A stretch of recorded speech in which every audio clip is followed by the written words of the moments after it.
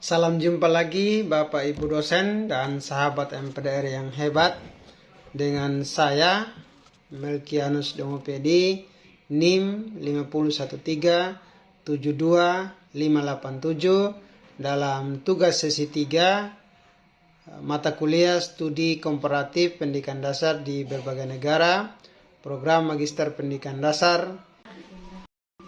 Pada sesi ini saya akan menyampaikan pendapat saya berkaitan dengan tugas sesi 3, yaitu ada 3 poin penting yang terdapat dalam soal. Yang pertama adalah perbandingan manfaat pendidikan formal dan informal.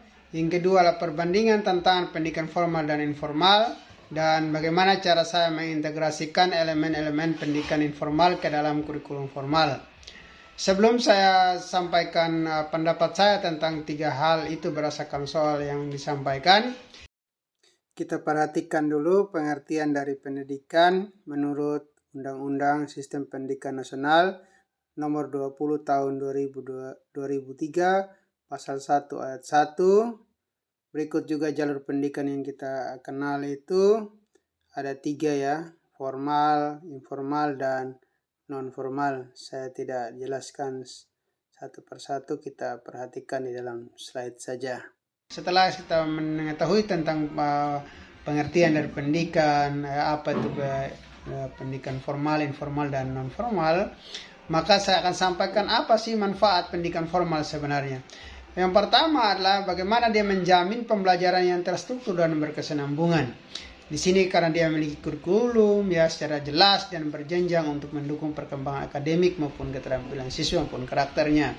Yang kedua adalah bagaimana bertujuan untuk mengembangkan kecerdasan intelektual dan keterampilan akademiknya, di mana dia mengajarkan IPA atau sains, matematika atau ilmu-ilmu lain bahasa secara sistematis untuk membangun wawasan peserta didik yang lebih luas. Yang ketiga adalah membentuk karakter dan disiplin melalui aturan-aturan di sekolah itu ya, bagaimana membangun disiplinnya, tanggung jawabnya, karakternya ya, bagaimana saling menghargai dan seterusnya melalui tata tertib ataupun kegiatan-kegiatan di sekolah itu.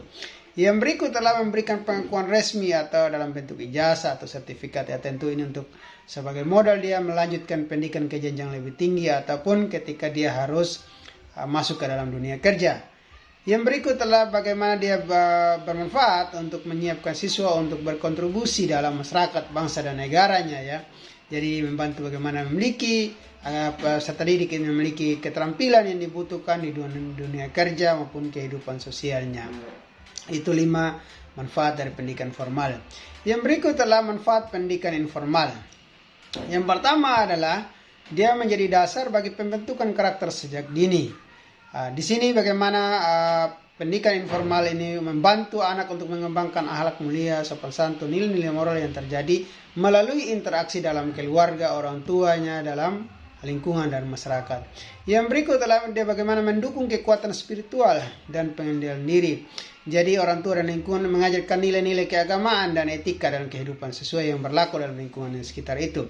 Yang berikut adalah bagaimana membantu perkembangan emosi dan sosial anak. Ya, bagaimana mengajarkan cinta, kasih sayang, empati, gotong royong, ataupun keterampilan-keterampilan sosial lainnya. Yang berikut adalah keterampilan hidup secara praktis. Anak-anak belajar bagaimana berkomunikasi yang baik, memiliki tanggung jawab, bagaimana memecahkan masalah yang terjadi dalam kehidupannya ketika dia bermain, melaksanakan tanggung jawab yang diberikan oleh orang tuanya. Yang berikut adalah yang kelima adalah bagaimana menjadi landasan bagi pendidikan formal. Kita tahu bersama ketika anak-anak yang berasal dari keluarga yang sadar dengan pendidikan, yang perhatiannya bagus, ya berbeda dengan orang tua, atau mungkin anak-anak yang berasal dari keluarga yang kurang mendapat perhatian. Yang berikut perbandingan tantangan pendidikan formal dan informal. Tantangan pendidikan formal antara lain adalah ada 5. Yang pertama adalah kurangnya akses pendidikan merata. Ya, tentu akan terjadi ya bagaimana di daerah-daerah terpencil ya, bagaimana akses jauhnya siswa dengan tempat pendidikannya mereka. Yang berikut juga fasilitas ya, keterbatasan sarana dan prasarana. Jadi ada sekolah-sekolah mungkin sudah memenuhi ya, seperti lab ya, seperti perpustakaan, komputer, internet yang memadai. Di daerah-daerah tertentu tidak memiliki itu. Yang berikut adalah kurangnya tenaga pendidik yang berkualitas. Jumlah guru yang terbatas ya, terutama di daerah-daerah terpencil ya. Rasio guru dan siswa, bahkan mungkin ada di sekolah-sekolah bahwa satu orang guru bisa mengajar 2 kelas karena kurangnya guru. Ya, tidak merata distribusi guru ya. Lebih banyak guru itu tertumpuk di kota ya, atau di tempat-tempat tertentu. Yang berikut yang keempat adalah fokusnya itu terlebih pada teori ya, atau untuk selesai untuk ujian saja, untuk nilai akhir begitu. Itulah tantangan di dalam pendidikan formal. Lebih fokusnya bagaimana dia selesai dulu, bagaimana dia lulus aspek akademiknya begitu, sehingga kurang memiliki ruang untuk bagaimana kreativitas, bagaimana memiliki keterampilan praktis dalam ketika dia masuk dalam dunia kehidupan kerjanya dia. Yang berikut juga adalah tidak dipungkiri bahwa tantangannya adalah tingkat dropout yang tinggi. Ini mengakibatkan bahwa faktor ekonomi sosial yang menyebabkan, bahkan juga faktor orang tua yang terjadi mungkin kurang perhatian sehingga hal-hal ini terjadi. Yang berikut tantangan pendidikan informal. Tantangan yang pertama adalah kurangnya kesadaran dan pentingnya pendidikan informal. Tentu tidak semua orang tua itu memahami bagaimana perannya dia sebagai awal anak-anak dalam pendidikan informal itu untuk membentuk karakter, keterampilan, kemampuan sosial dan seterusnya. Karena mungkin kesibukan dan keterbatasan dari orang tua itu sendiri. Yang kedua adalah tidak terstruktur dan sulit diukur. Ya, sama tadi bahwa tentu pasti orang tua yang satu, orang tua yang lain memiliki perbedaan. Terjadi kesenjangan antara anak yang satu, memiliki harapan yang berbeda-beda, memiliki cara yang berbeda-beda mengajar, mendidik anak-anaknya. Yang berikut adalah lingkungan sosial yang kurang mendukung. Kalaupun orang tuanya sudah bagus ya, tetapi kalau lingkungan sosial di mana anak itu ada kurang bagus, contohnya tingkat kriminalitas mungkin lingkungan situ atau hal-hal lainnya, tentu itu akan berpengaruh kepada anak itu sendiri. Yang berikut adalah terbatasnya akses ke sumber belajar yang berkualitas. Ya, mungkin orang tua kurang mendapat informasi yang baik bagaimana mengajarkan, mendidik anak-anak, memahami tentang pentingnya anak-anak sejak dini dikenalkan tentang karakter, bagaimana bersosialisasi, bagaimana dia hidup, memiliki empati dan seterusnya. Itulah tantangan yang kita alami di dalam pendidikan informal. Bagaimana cara saya mengintegrasikan elemen-elemen pendidikan informal ya? Jadi kita tahu bersama elemen-elemen itu adalah membentuk karakter, keterampilan sosial dan kecerdasan emosional. Ya, itu yang lebih banyak ada di dalam pendidikan informal. Jadi yang pertama adalah saya menggunakan metode pembelajaran berbasis proyek. Jadi lebih kepada pengalaman langsung ya. Jadi mereka mulai dalam belajar kelompok yang nyata langsung begitu. Contoh membuat poster model rumah adat, gambar dengan lingkungan rumahnya dan seterusnya. Bagaimana pengalaman dia berkebun dan seterusnya itu. Yang berikut adalah bagaimana yang kedua adalah mendorong pembelajaran berbasis permainan dan interaksi sosial. Ini bagaimana dia berbasis cerita tadi supaya siswa itu melatih berbicara dan bekerja sama di dalam situasi yang nyata ya. Contohnya berperan menjadi dokter, guru, petani dan seterusnya, jual beli di pasar ya. Yang berikut adalah melibatkan orang tua dalam pembelajaran. Jadi orang tua bisa dilibatkan, contohnya ada cerita-cerita rakyat atau menenun contohnya atau seni tari contohnya, itu pun akan libatkan orang tuanya untuk terlibat di situ. Yang berikut adalah menggunakan lingkungan sekitar sebagai sumber belajar. Tentu kita akan mengajak siswa untuk dia ada di langsung ya di lapangan ya, contohnya pada pasar atau di sawah, kebun ya, bagaimana ilmu yang didapat langsung di kehidupan nyata.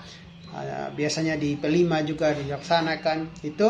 Yang berikut adalah menekankan pembelajaran berbasis nilai dan karakter. Jadi kita membiasakan siswa untuk menerapkan nilai-nilai gotong royong, ya, nilai empati, kerjasama dan kehidupan sehari-hari, baik ketika dia di sekolah maupun dia ketika di rumah.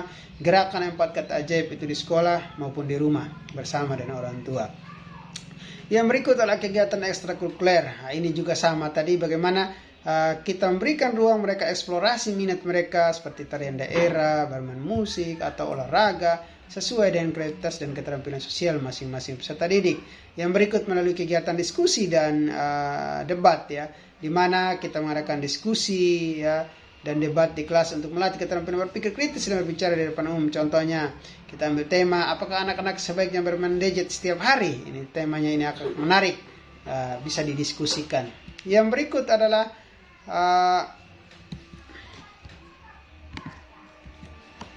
soal yang kedua adalah, saya tidak bacakan soalnya, ada dua pokok di sana, adalah peran saya dalam mengatasi keterbatasan akses terhadap pendidikan.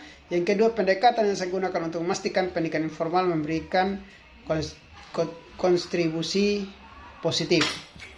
Yang pertama, bagaimana peran saya dalam mengatasi keterbatasan akses terhadap pendidikan formal. Yang pertama, saya mengoptimalkan penggunaan teknologi untuk pembelajaran. Jadi, kalau memang di sana saya teknologi mungkin sudah agak sedikit bagus, sudah ada jaringan sedikit, tapi keterbatasan orang tua juga tidak semua memiliki akses, ya tidak memiliki itu. Ya, jadi kadang lebih banyak kami menggunakan modul cetak juga. Ada yang bisa ya video, ada yang tidak pakai modul cetak. Yang berikut adalah menjalin kemitraan dengan komunitas gereja. Jadi karena di sana mayoritas adalah Kristen, jadi kita menggunakan belajar mengkampanyekan pendidikan, pentingnya pendidikan lewat mimbar-mimbar gereja, lewat pelaksanaan sekolah minggu di gereja. Yang berikut adalah yang ketiga, menyelenggarakan kelas tambahan di luar jam sekolah, ya khusus anak-anak yang terbatas kemampuannya, kita bantu mereka lewat kelas sore. Terus juga memanfaatkan pendidikan informal sebagai penunjang pendidikan formal, di mana kita mendorong keluarga, masyarakat itu untuk terlibat ya. Kita mengadakan sosialisasi, pelatihan bagi orang tua untuk dapat mendukung anak-anak mereka belajar di rumah. Bagaimana peran saya dalam mengatasi? Yang kelima adalah mengembangkan program home visit ya bagi siswa. Jadi yang mengalami kesulitan atau tidak datang di sekolah, kita mengunjungi untuk kita mengetahui keadaan yang terjadi di keadaan siswa itu sendiri. Yang keenam adalah melalui kegiatan sosial, melalui kegiatan-kegiatan yang melibatkan orang tua dan masyarakat kita untuk meningkatkan pentingnya pendidikan, bagaimana menolong orang yang berduka, atau kegiatan hari besar keagamaan. Yang soal yang terakhir adalah bagaimana pendekatan yang saya gunakan untuk memastikan pendidikan informal memberikan kontribusi yang positif adalah, yang pertama, membangun kolaborasi yang erat dengan orang tua. Yang kedua, dengan cara ya kita lakukan pertemuan rutin, selalu memberikan informasi tentang dukungan mereka terhadap anak-anak mereka melalui grup ataupun surat, kita sampaikan informasi. Yang kedua, menghubungkan pembelajaran di sekolah dengan kehidupan sehari-hari ya, kita menggunakan pembelajaran berbasis pengalaman tadi, seperti penelitian sederhana, kebiasaan di rumah dan di sekitar, mendorong anak-anak untuk membuat contoh dari kehidupan sehari-hari dalam pelajaran. Misalnya menggunakan pengalaman belanja di pasar yang saya bilang tadi, atau wawancara ya, budaya lokal mereka contohnya. Yang berikut juga kita meningkatkan peran orang tua dalam pendidikan karakter mereka. Kita memastikan anak-anak mendapatkan pendidikan karakter yang baik di rumah untuk mendukung bagaimana keberhasilan akademik mereka, bagaimana pendidikan informal sebagai tempat utama membentuk disiplin, tanggung jawab, bahkan empati, gotong royong dalam kehidupan mereka.